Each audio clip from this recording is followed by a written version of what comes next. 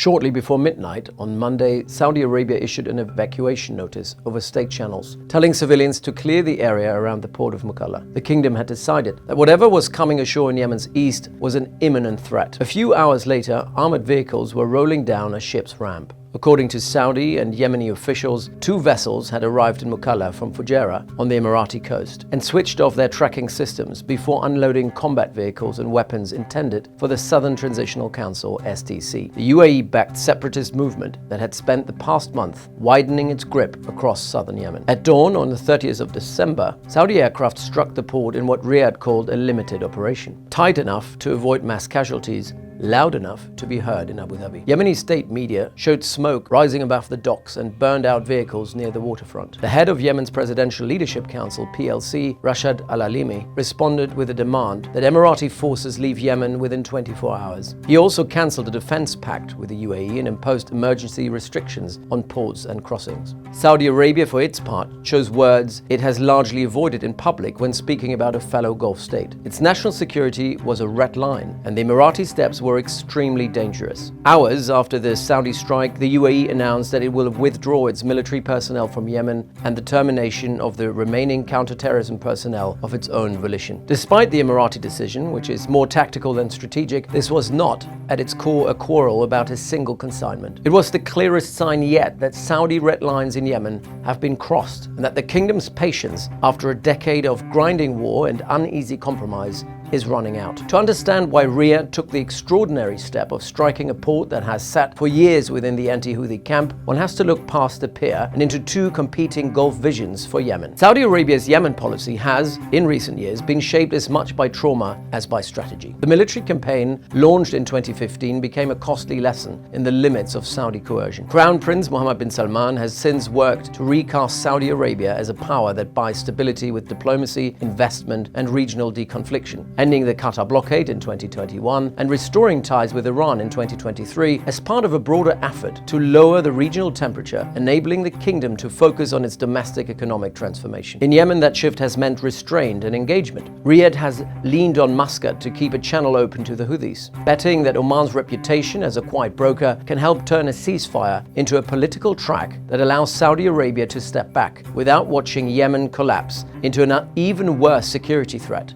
on its southern border. For Riyadh, unlike for Abu Dhabi, Yemen is not a chessboard, but its backyard. In 2022, Saudi sponsorship of the PLC was supposed to serve the same purpose on the anti-Houthi side. The kingdom wanted to create an umbrella structure that could corral fractious Yemeni factions into something resembling a state, or at least a negotiating counterpart. Saudi interests in Yemen have always been non-negotiable. The kingdom can live with an imperfect settlement, yet it cannot live with a hostile or ungoverned belt along its border, nor with a Yemen carved into rival fiefdoms where missiles, drones, and smugglers move freely. The UAE's strategic culture is different, and so are its overall objectives. Abu Dhabi has built a regional role by being nimble, networked, and relentlessly transactional. Through its axis of secessionists, Abu Dhabi has cultivated networks of partners that are the polar opposite of the hierarchical structures of its Gulf neighbors: militias, mercenaries, private intermediaries and financiers, local strongmen, logistics companies, and commodity traders. It reps much of this in the language of fighting political Islam. But the map of Emirati activism is unmistakably geoeconomic. It's about choke points, logistics hubs, resources, and trade corridors. In Yemen,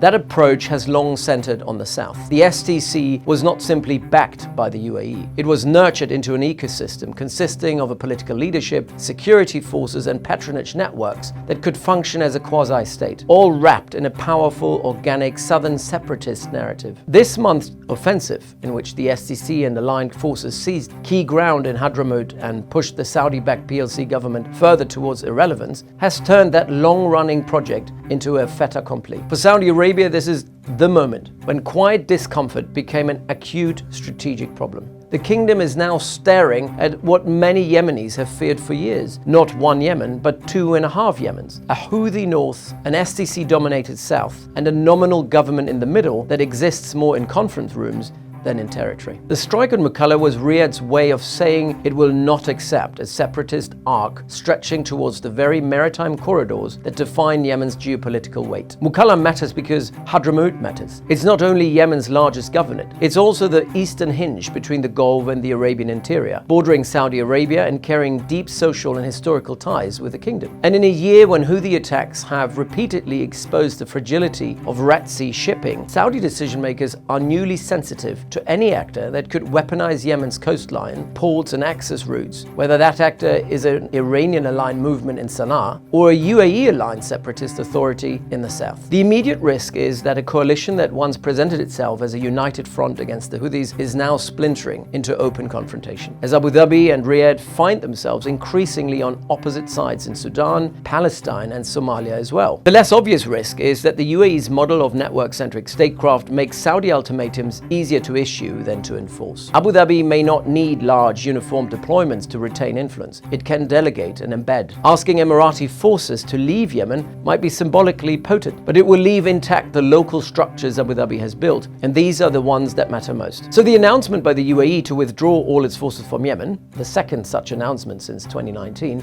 has to be understood in the context of Emirati doublespeak. Mukalla should thus be read less as a tactical strike than a strategic message. Saudi Arabia is signaling that having tried accommodation, it is prepared to reintroduce calibrated coercion to defend its core interests, even or especially against the UAE. It's also signaling that it believes Abu Dhabi responds to pressure more than persuasion. Yet pressure alone is not a Yemen policy. If Saudi Arabia and the UAE continue down this path, they will do what Yemeni actors have done for a decade: make the Houthis stronger by dividing everyone else. Riyadh has to act more confidently, relying on the consensual and coercive levers at its disposal. The kingdom still has tools Abu Dhabi values: airspace control, diplomatic cover, and the convening power that comes from being the region's central economic prize. It can also use them to insist on three principles: no unauthorized military supply lines into Yemeni ports, no unilateral territorial changes by coalition-aligned factions, and a political track that absorbs legitimate southern grievances without converting them into an externally armed secession project. Mukalla marks a sea change. Saudi Arabia has fired what amounts to a warning shot across an ally's bow. The era in which the UAE could build a separate sphere of influence inside Yemen while sheltering beneath the label of a Saudi-led coalition is ending. The question now is whether Abu Dhabi hears it as a moment to negotiate boundaries or as the ongoing round of a new contest along the very shores that the world in an age of fragile trade routes can least afford to see burn.